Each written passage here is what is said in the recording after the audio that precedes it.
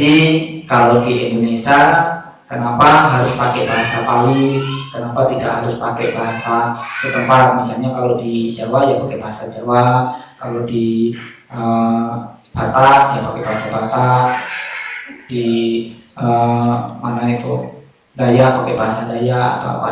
Kenapa tidak begitu aja? Ya silahkan, bisa menggunakan bahasa setempat, tapi bahasa Pali ini kita gunakan supaya kita itu tidak kehilangan paugeran. Tahu paugerannya, pegangannya, awal-awalnya dulu dari mana? Itu. Jadi kalau kita tahu awalnya dulu dari ini, isinya ini. Ya makanya sesungguhnya kita meskipun sering membaca bahasa Pali itu jangan lupa untuk dibaca isinya. Karena kalau tidak dibaca isinya, kita tidak ngerti isinya dan juga tidak bisa mempraktekkan. Yang ada di dalam kitab suci itu adalah ajaran bagaimana kita bertingkah laku, bagaimana kita menjalankan kewajiban pekerjaan kita dengan sebaik-baiknya, mengisi kehidupan kita dengan sebaik-baiknya. Di situ ajarannya begitu. Ada yang ajarannya bagaimana melakukan tanggung jawab ibu sama bapaknya, suami terhadap istri, istri terhadap suami, anak terhadap orang tua, atasan terhadap bawahan, bawahan terhadap atas. Semuanya diajarkan di situ. Cuma kalau kita pakai bahasa Pali, hanya mengerti bahasa Palinya saja, tapi tidak mengerti isinya. Hafal bahasa Pali tetapi tidak mengerti isinya, belum bisa mendapatkan manfaatnya. Itu. Memang yang kita pertahankan adalah bahasa Pali. Dan meskipun masih sangat seletoran sekali ya, kalau dilihat banyak kesalahan-kesalahan dalam kita membaca Parita itu. Jadi masih harus sering belajar dalam bahasa Pali, tata baca bahasa Pali gitu. Ada yang sudah kita translate ke bahasa Indonesia, tapi masih sebagian para bante yang di Indonesia itu masih sangat minim. Tidak ada yang mau jadi bante, jadi tidak usah takut bumi kita ini nanti akan punah karena tidak ada yang penerusnya. Sekian ribu juta yang mau jadi bante berapa? Coba seperti di Indonesia aja.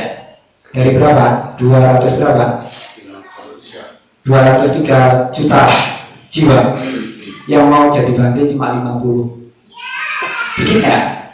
Nggak perlu khawatir dunia ini akan nggak ada penerusnya. Masih banyak yang pengen dengan duniawi, ya.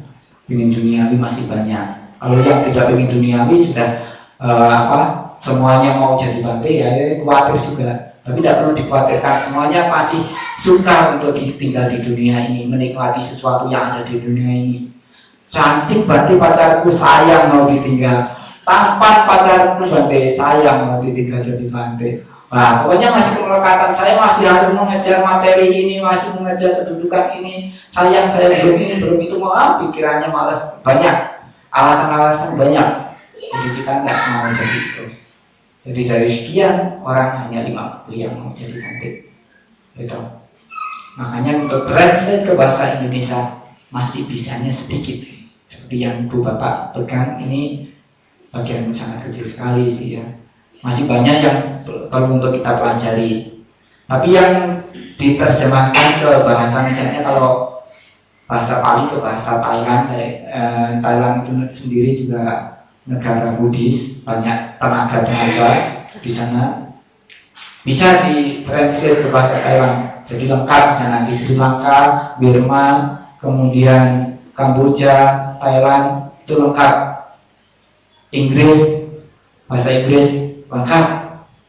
Cuma Indonesia aja yang belum lengkap karena ya selain yang menganut hanya sedikit, bantenya cuma sedikit, membagi waktu untuk ceramah, untuk kesana kemari dengan menerjemahkan, waduh, sudah tidak ada waktu.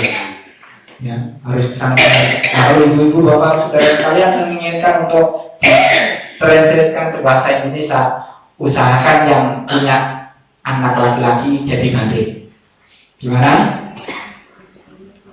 Bapak-bapaknya jadi bante boleh? Boleh. Kalau sekarang aja boleh, dulunya nggak boleh. Nah, sekarang sudah mulai di sini bosan katanya. Dulu katanya tak bosan, maaf masih sayang. Sekarang sudah bosan, ya. Proses. Ya, ada yang bertanya lagi? Ini saya bertanya, yaitu mengenai pengampunan atau penebusan dosa, kan? Karena menurut dari ajaran lain, dengan hanya percaya atau yakin itu langsung diampuni segala dosa, dan ada hanya dengan korban itu juga langsung dosanya diampuni. Terus hanya melaksanakan ibadah puasa beberapa saat itu langsung suci, bersih, dan segala dosa itu sudah diampuni. Terus ini bagaimana menurut ajaran kamu Mandi? Terima kasih. Oh, ya, pertanyaan yang sudah panjang pertanyaannya. Nanti diulangi ya, nanti juga kadang-kadang lupa. Pertama itu pengampunan. Ya, bagaimana menurut pandangan Buddhis tentang pengampunan dosa? Ya memang kalau kita lihat di dalam ajaran Buddha, apakah ada nanti pengampunan dosa? Ada enggak? Siapa bilang? Siapa bilang? Ada. Ibu bapak saudara sekalian, ada pengampunan dosa, tapi caranya beda. Jadi perbuatan apapun yang pernah kita lakukan, misalnya jahat, apa pikirannya jahat, perbuatannya jahat, ucapannya jahat, misalnya begitu, itu bisa diampuni. Dosa-dosa yang pernah kita lakukan, perbuatan-perbuatan jahat yang pernah kita lakukan, bisa terampuni. Caranya bagaimana? Berarti sering menggunakan perumpamaan antara garam dengan air. Batu punya garam ini diibaratkan kejahatan nanti, sedangkan air adalah kebaikan, diibaratkan seperti itu.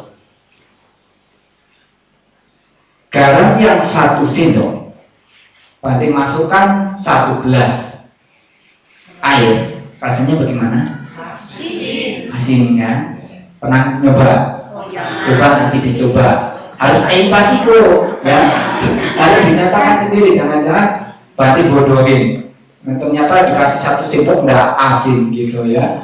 Jadi harus dibuktikan sendiri dulu. Kalau misalnya 1 gelas tadi asin, dikasih 1 sendok asin, supaya enggak asin bagaimana? Saya harus berpikir tambah air, tambah 1 liter, masih agak asin berarti. Tambah 2 liter, 3 liter, banyak, semakin banyak, semakin tawar.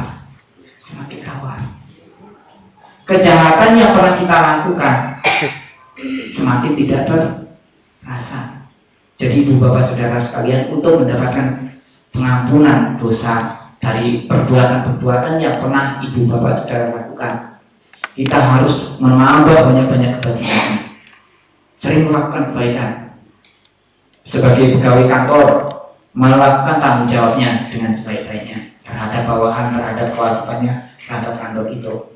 Sebagai kepala rumah tangga, jalankan dengan baik. Ibu rumah tangga, semuanya dijalankan terhadap lingkungan, terhadap masyarakat, terhadap negara yang kita tempati, ya, terhadap dunia yang kita tempati bersama. Kita lakukan banyak-banyak kebajikan. Tapi sayangnya kalau orang sering mengatakan itu adalah hutan milik siapa? Milik rakyat, milik negara. Milik negara. Jadi kalau ingin ingin dapat negara, jadi umat-umatnya pada nebangi semua negara. Ada dikatakan hutan milik siapa? Milik negara. Kalau ingin milik ya harus negara. Makanya rusak semua. Makanya rusak, gitu.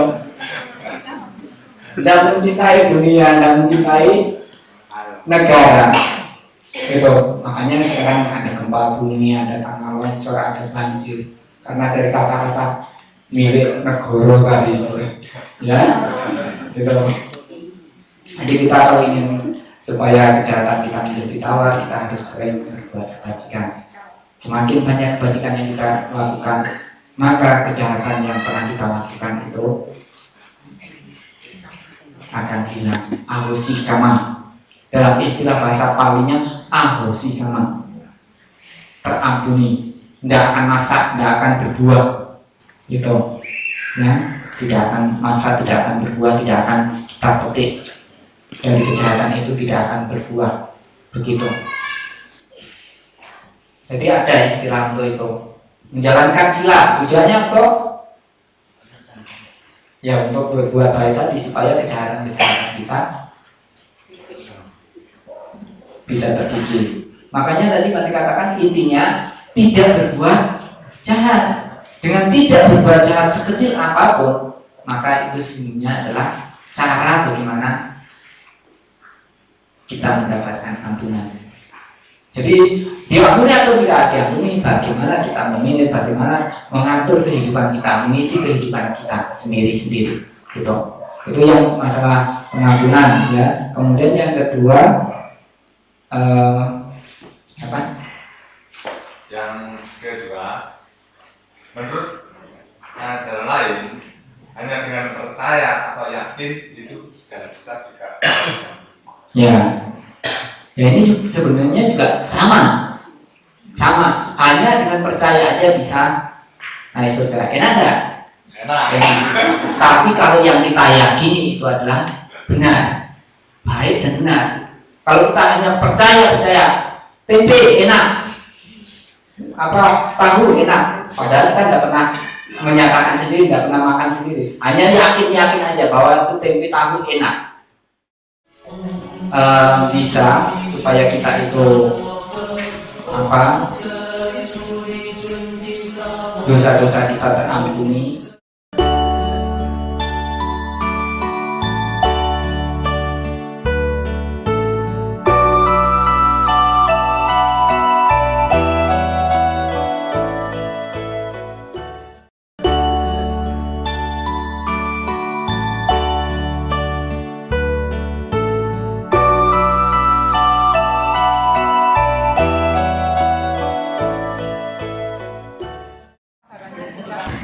Ya, terima kasih atas pertanyaannya tentang kebiasaan baik dalam kehidupan kita ya, dalam kehidupan tidak kesenangan, kadang ini dan itu, kita yang apa, tidak penting hasilnya dinikmati orang atau apa, malah ini yang nikmati bukan orang, yang nikmati ular ya, jadi menjadi semakin jengkel ya. Ini gimana ini lah, gitu ya. Bagaimana Bante? Apakah ini suatu dosa? Kita lihat. Untuk yang namanya hukum karma, hukum sebab dan akibat, yang dikatakan sebagai pembunuhan itu harus beberapa macam faktor. Pertama, ada niat. Ada niat. Pertama ada makhluk dulu. Ada makhluk pertama ya. Kemudian yang kedua, makhluk itu masih hidup. Yang ketiga, kita ada niat. Setelah ada niat, kita ada tindakan. Setelah ada tindakan, hasilnya makhluk itu terbunuh. Kalau sudah mencukupi dari kelima ini, bisa dikatakan sebagai pembunuhan. Gitu. Saya juga. Bisa dijawab sendiri apa ya, tapi iya atau tidak. Jadi mencakup kelima ini atau tidak? Kalau tidak mencakup, ya belum sampai dikatakan sebagai pembunuhan. Kalau yang dikatakan pembunuhan, meskipun binatang itu besar atau kecil atau sampai tidak terlihat sekalipun, itu makhluk itu berapa nyawa? Berapa nyawa? Kecil berapa nyawa? Besar berapa nyawa? Kita punya berapa nyawa? Satu. Berarti kita membunuh satu. Dosanya terserah, mau ditanya ini dosa atau tidak. Ya, tapi ya itu tadi, semakin makhluk itu semakin besar,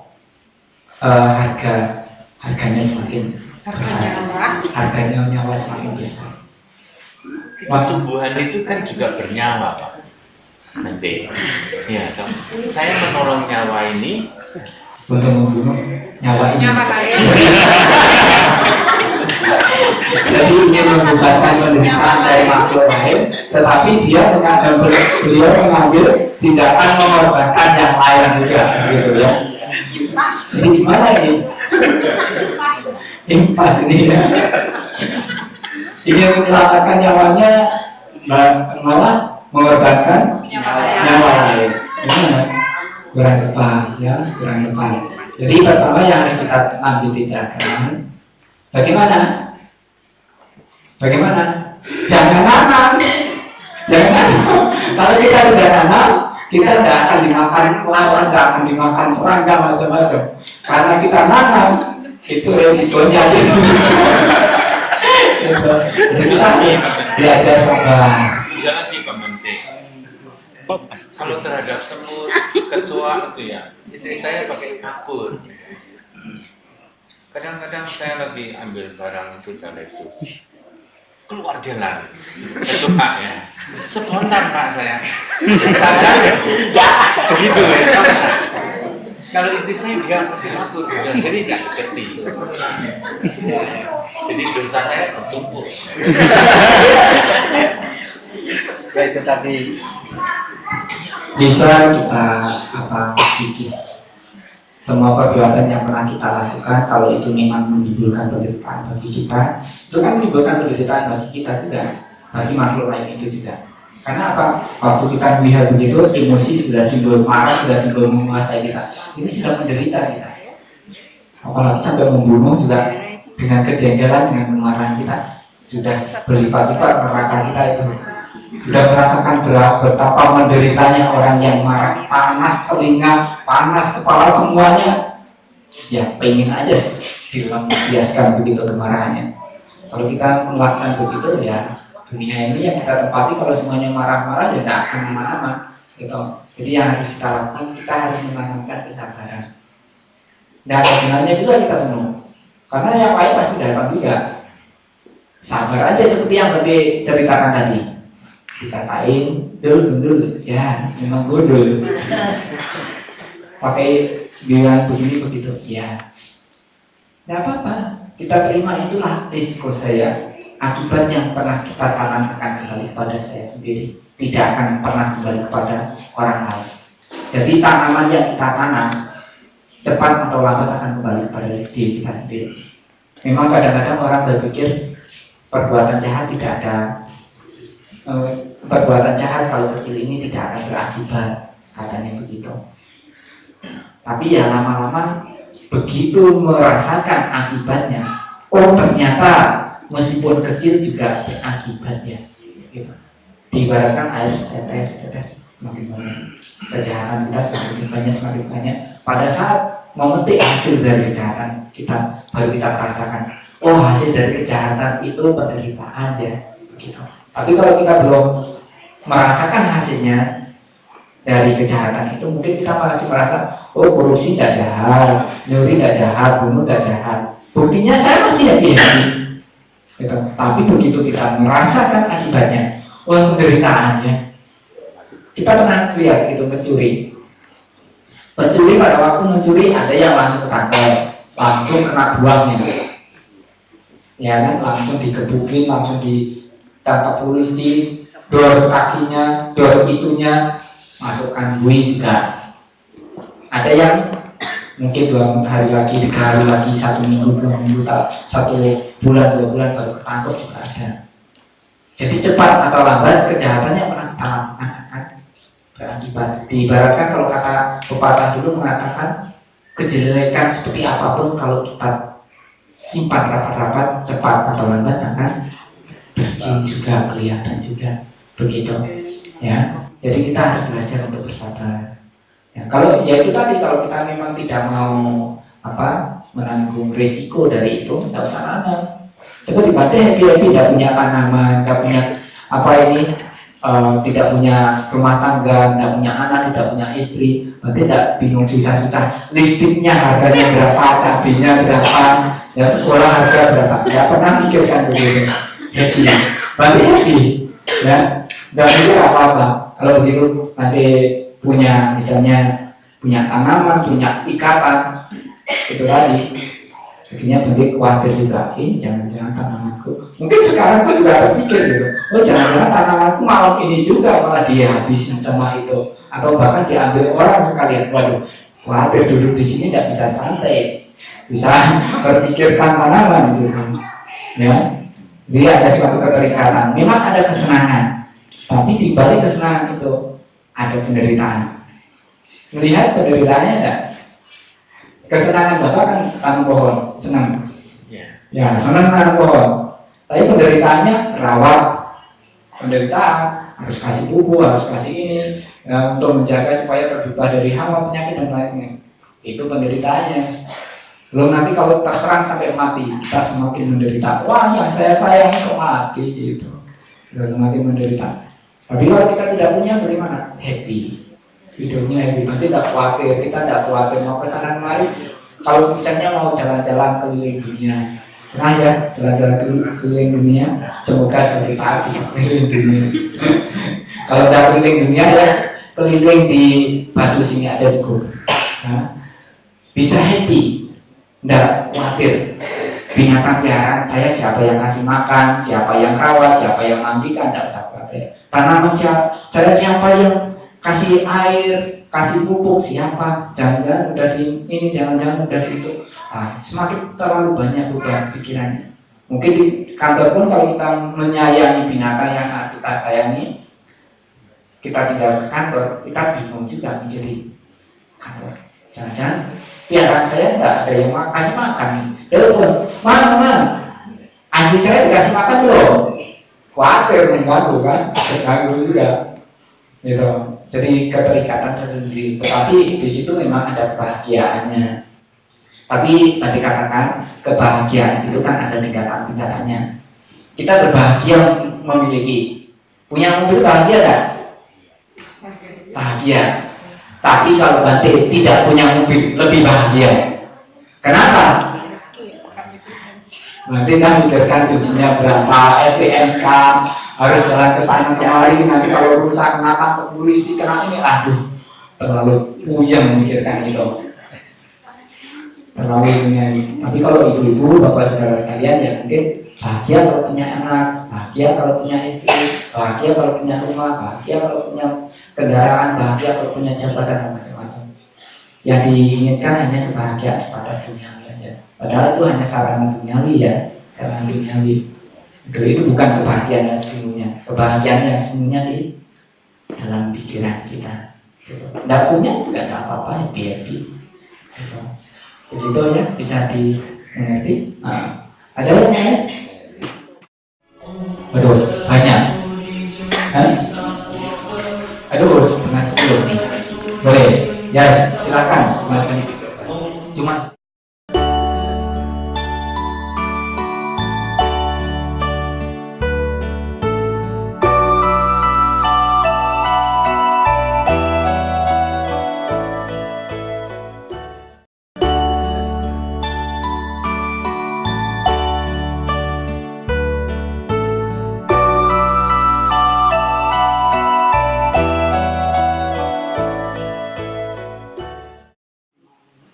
banyak. Aduh, setengah 10 nih. Boleh? Ya, silakan. Cuma sedikit, silakan. Jangan panjang-panjang. Yang singkat, yang ini. Berarti sudah khawatir yang di belakang ini sudah mabuk lagi.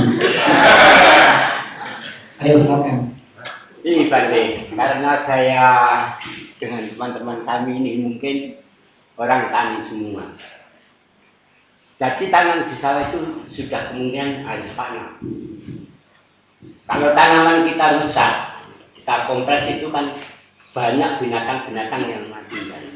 Ini bukannya bagaimana? Untuk menebus itu apa yang harus kita lakukan? Ya, pertanyaan yang dijebak dari jawaban tadi yang mengakhir tadi. Ini menyangkut dengan pekerjaan kita. Kalau tadi Bapak kan menyangkut dengan kesenangan ya. Nah ini masalah hidup ini. Ya, pekerjaan kita kan hidup kita. Kalau kita tidak bekerja, tidak tanam, ya nanti kita tidak makan. Gitu. Jadi bagaimana Bante ini mengambil tindakannya bagaimana? Sedia payung sebelum hujan, katanya begitu. Jadi bagaimana Bante? Sebelum dikerubutin banyak, lebih baik kita rawat duluan, kita cegah duluan. Kalau itu sudah ada, bagaimana Bante? Jangan sampai berkembang. Kita atasi yang sedikit itu. Semakin berkembang, semakin banyak, pembunuhan semakin banyak. Gitu. Sering umat-umat memang bingung untuk menjalankan ini, manatipata ini.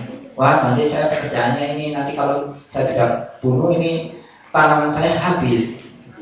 Harusnya bukan seperti itu. Kita rawat benar-benar, ya, kita rawat benar-benar. Jangan sampai itu berkembang. Itu ada tanda-tandanya. Oh, ini sudah ini. Ya, lebih baik kita hancurkan kita habisin dulu itu bibit-bibitnya itu, maksudnya mulai rusaknya itu. Jangan sampai sudah merajalela baru kita obati, jangan.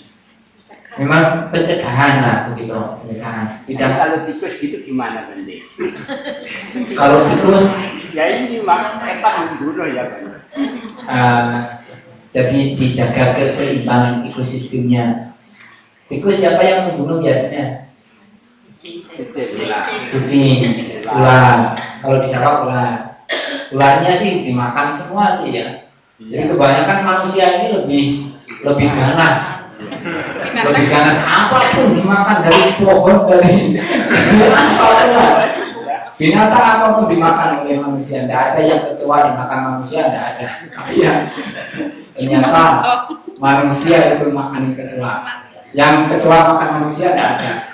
Kalau jengking makan manusia tidak ada. Kalau kentut ada. Kalau makan tidak ada. Semuanya dimakan oleh manusia. Jadi jangan, keseimbangannya itu jangan dirusak. Ular biarkan hidup.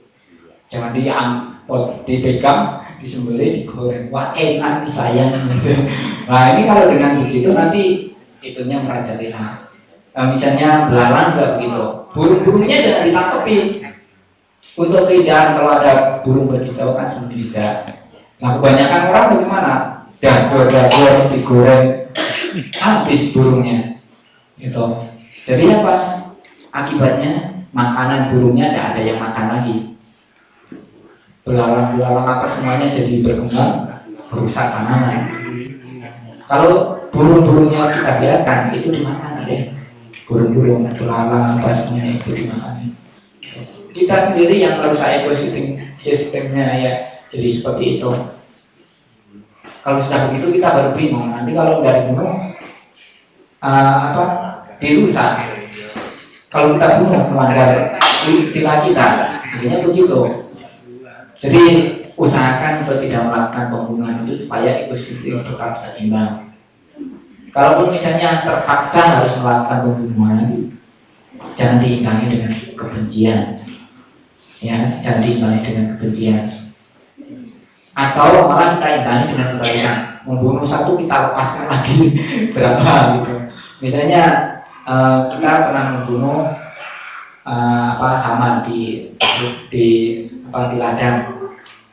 Waktu kita lihat jalan-jalan di pasar, ada lele mau disembelih, ada ayam mau disembelih. Pak, saya punya uang sekian.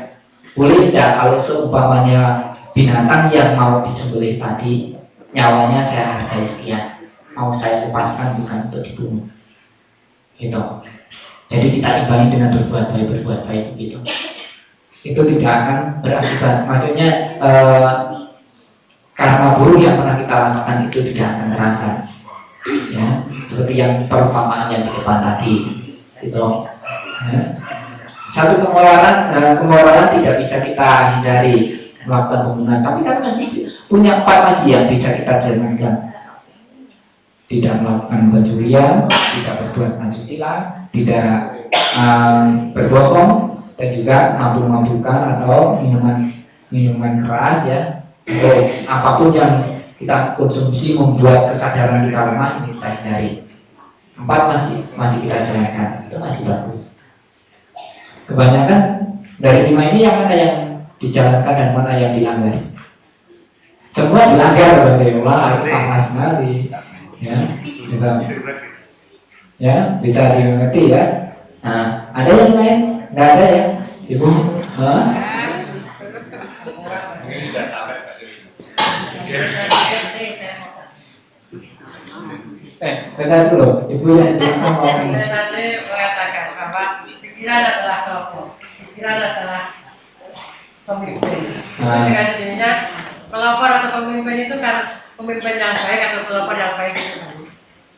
Iya. Bagaimana cara mengatasi bahwa pikiran kita ini penuh dengan kebodohan? Ya. Bagaimana mengatasi? Karena pikiran kita ini penuh dengan kebodohan. Bagaimana mengetahui dan mengatasi begitu ya? Ya. Jadi kalau kita sering melakukan latihan meditasi, itu matanya memang tertutup, tapi kesadaran kita kan masih melihat, bisa mengetahui. Kalau kita sadar, kita waspada, terlatih di dalam ketenangan, kita mengetahui timbul tenggelamnya prosesnya di dalam pikiran. Waktu berjamaah, oh pikirannya sangat tahu. Oh pikirannya sedang timbul ini, timbul pikiran buruk, oh tahu. Oh ini timbul keserasan, tahu. Timbul kebencian, tahu. Jadi sebelum itu nanti berkembang lebih jauh, sebelum sampai nanti kita keluar dalam ucapan atau di dalam perbuatan, kita sudah mengetahui ini. Karena itu tidak baik, tidak bermanfaat, mendatangkan menderita bagi kita pikir.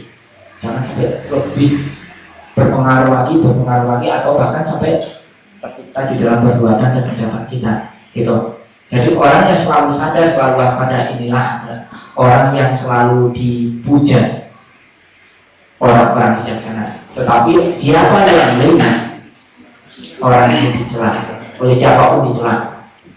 Jangan kalau misalnya dengan kemenangan, makan dengan kemenangan, mandi dengan kemenangan, semua penderitaan bisa datang. Mungkin jalan bisa masuk jeloan, makan bisa keselorotan, mandi bisa terpeleset, atau mengerjakan pekerjaan apapun tidak bisa beres karena tidak adanya kesadaran kewaspadaan. Gitu. Makanya kalau kita selalu sadar, selalu waspada, terkonsentrasi dengan pekerjaan yang sedang dikerjakan, itulah sesungguhnya cara bagaimana memusatkan pikiran kita, bagaimana mengetahui timbul dalamnya sesuatu yang ada di dalam pikiran kita. Gitu. Sering-sering latihan meditasi, Bu ya. Mau di rumah, mau di tempat kerja, atau di mana saja, selagi kita mempunyai kesempatan untuk melakukan latihan itu lakukan. Nyapu sambil meditasi bisa, mandi sambil meditasi bisa. Yang namanya meditasi itu tidak harus duduk. Orang kebanyakan tahu meditasi itu kan duduk, nanti nyapu sambil meditasi malah bisa selesai, misalnya begitu. Karena tahunya hanya meditasi itu duduk. Sesungguhnya bukan seperti itu. Meditasi itu konsentrasi, pikirannya konsentrasi dengan pekerjaan. Misalnya nyapu, ya nyapu. Nah, kadang-kadang ibu-ibu gimana? Masa pikirannya kesana kemari. Bapak-bapaknya yang biasanya ada di kantor, ngerjakan kerjaan di depannya ada komputer, pikirannya istriku masak apa ya? Nggak bisa selesai, pekerjaannya bahaya. Gitu. Bisa sulit, jatuh telesut atau apa, begitu. Jadi seluruhnya konsentrasi terhadap pekerjaan yang sedang dikerjakan. Mau mandi, mau jalan, mau bekerja apapun dengan konsentrasi. Ya, itu bagaimana? Bisa melatih konsentrasi? Konsentrasi diusahakan, bisa. Ya, nanti bilang katanya tikus itu mau melihat kucing. Terus kalau kita banyak tikusnya, kita biar kucing itu yang dimakan, tikusnya dimakan kucing itu yang kita atau kucingnya? Yang dosa kucing atau kita? Iya. Jadi kita mempunyai cinta kasih kepada semua makhluk ya, semua makhluk. Bukan mencintai hanya kucingnya, dan juga bukan mencintai hanya tikusnya. Ada yang cinta kucing, tikus ya. Musuh bebuyutan, berarti bukan cinta lagi. Jadi kita kan cintanya masih belum cinta kasih yang bersyarat pada semua makhluk. Jadi coba kasih makan kalau yang di rumah ya. Makanannya dia itu apa? Kasih aja. Nasi kasih nasi. Kemudian kucingnya ya kasih sesuai dengan kebutuhan dia. Kalau ganggunya mau dikasih, ada di depannya ada kucing, ada tikus ya. kucingnya duduk di depannya ada tikus lewat, cuma dilihat aja. Kenapa udah kenyangan, udah lapar. Seperti kita. Itu kan musuhnya, dia tetap ditangkap tapi tidak dimakan. Kalau tikusnya udah mati dia tidak mau makan. Kucingnya udah kenyang. Iya.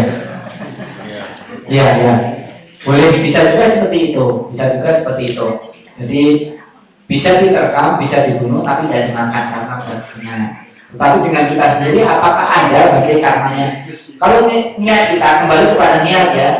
Kalau niat kita memang memelihara kucing untuk membunuhnya itu berarti kita kena akibatnya. Tetapi kalau kita memelihara kucing dengan cinta kasih, memelihara semuanya dengan penuh cinta kasih, mereka mau bunuh silakan. Maksudnya tidak ada akibat kepada kita, tidak ada akibat terhadap kita, karena kita mempunyai cinta kasih pada semua makhluk. Kita pelihara semuanya. Tapi kalau mereka melakukan hubungan sendiri, bukan salah kita. Ya, bukan salah kita. Tapi kalau kita, wah tempat saya banyak tikusnya, akhirnya dicarikan kucing biar dimakan habis. Niatnya sudah jelek gitu. Pikiran kita sudah jelek supaya tikus makani kucing. Memang tidak melakukan hubungan secara langsung, tapi menggunakan kucing. Gitu. Jadi kita ada karma buruknya juga itu. Tapi kalau kita niatnya untuk pelihara semuanya tidak ada. Gitu. Begitu ya. Ya karena waktunya sudah malam, semoga apa yang kita bicarakan bersama pada kesempatan malam hari ini semakin membuat kita bersemangat mengisi kehidupan kita, mewujudkan perlindungan yang sejati dalam kehidupan kita untuk tercapainya kebahagiaan baik di dalam kehidupan sekarang dan juga kebahagiaan di dalam kehidupan yang akan datang. Semoga dengan kekuatan keyakinan kita dan kebajikan yang telah kita lakukan baik dengan pikiran, ucapan ataupun perbuatan, semoga jasa kebajikan ini bisa mendatangkan manfaat bagi diri kita, keluarga kita, bagi leluhur kita dan bagi semua makhluk. Semoga semua makhluk berbahagia, sapi serta Bawantu Sugipata. Om Jai Juli Jundi Sapoha, Om Jai Juli Jundi Sapoha, Om Jai Juli Jundi Sapoha.